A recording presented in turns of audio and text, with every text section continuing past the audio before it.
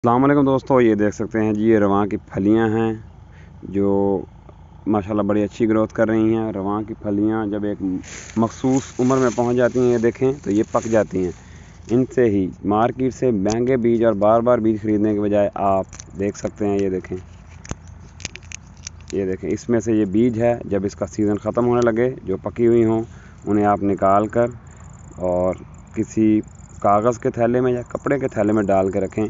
वो ख़राब भी नहीं होगा और नमी वगैरह भी उसे कम लगेगी। उसे वाटर टाइट आप कर लें तो अगली बार आप इस्तेमाल करना चाहें तो ये बीज आप लगा सकते हैं। जैसे ये देखें, ये पकी हुई है फली, आप इसे फलियों में ही रखें। अगर आप इसे फलियों से निकाल के रखेंगे तो इन्हें सुसरी या इस किस्म के जो दीगर चीज़ें होती हैं वो लग जाएंगी और वो इन्हें खा जाएंगी, तो ये दोबारा उगेंगे नहीं। इन्हें फलियों को ही कपड़ों में डाल के बांध के रख लें ऊंची खुश्क जगह पे। शुक्रिया।